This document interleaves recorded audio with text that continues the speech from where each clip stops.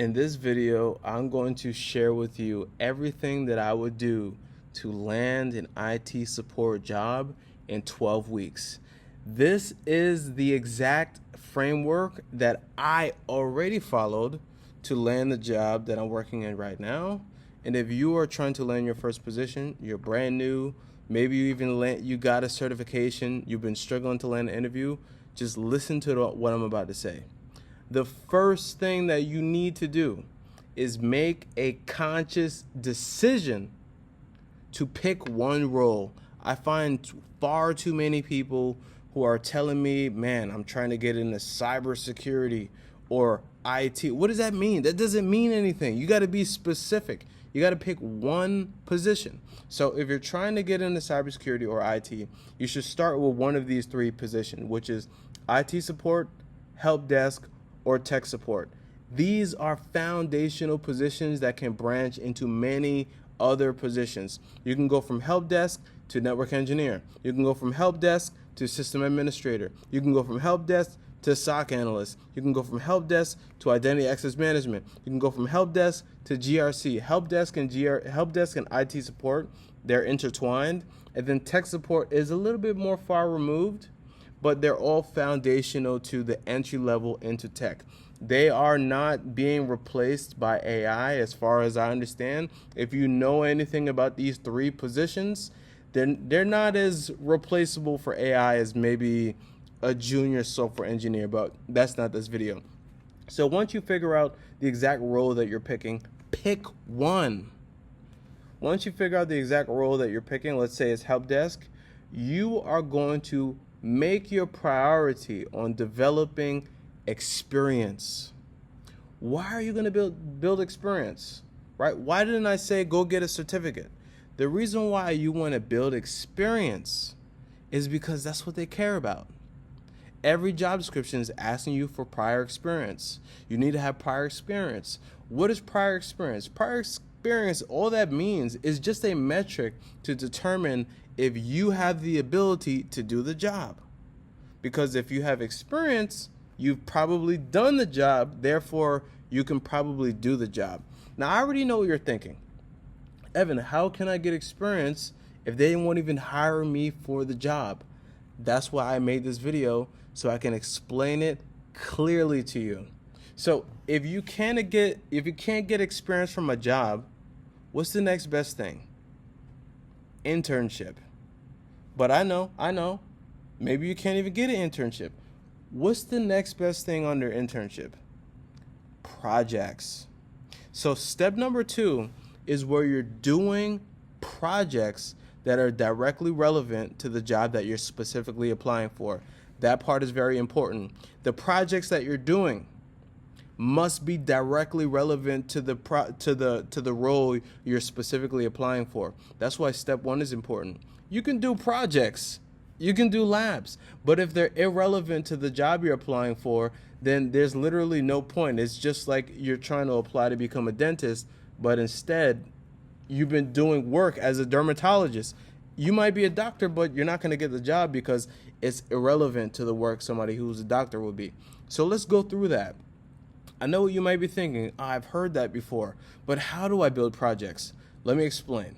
When you're building projects, the first thing that you need to understand is you have to build the right type of project.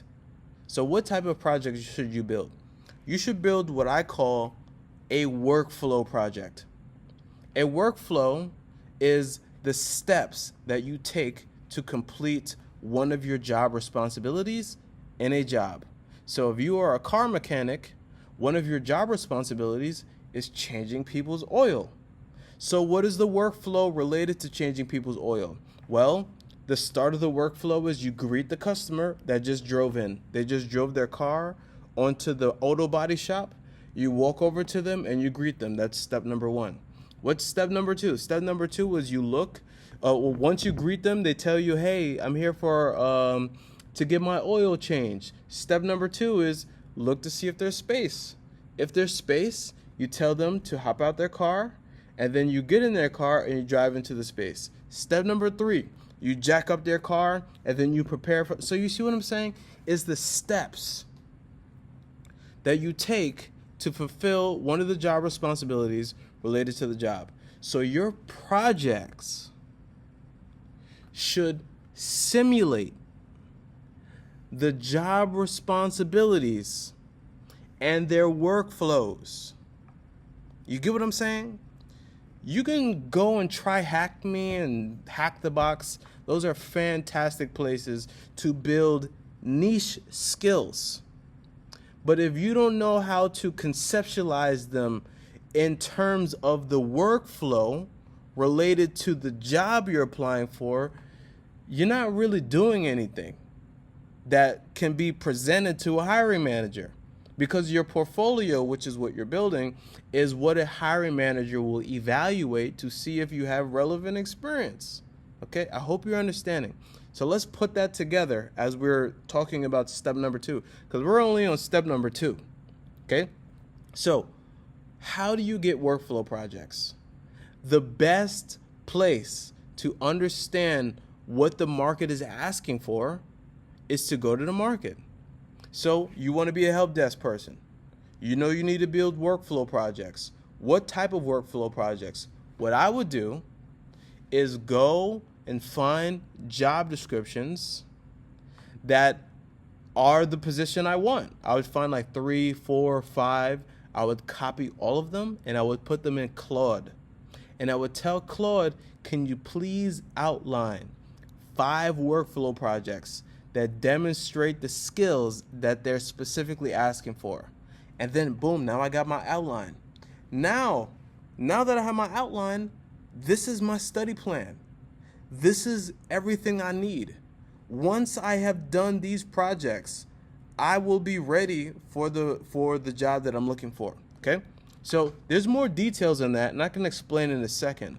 But just doing those 2 steps, I'm telling you, you're way more ahead than most people that went and they got the Security Plus, or maybe they graduated. And if you're watching this and you got any CompTIA certification, you have a couple of degrees or 1 degree in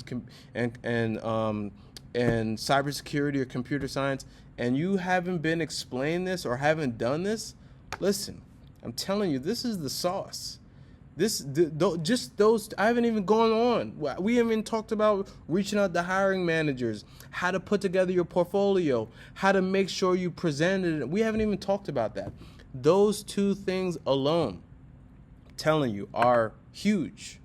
So what I'm going to do, actually, I'm going to end this video right here, and I'm going to put the remainder steps in part 2. So I'm going to cut this video, and let me know what your thoughts are. If you had an aha moment, down in the comments, let me know.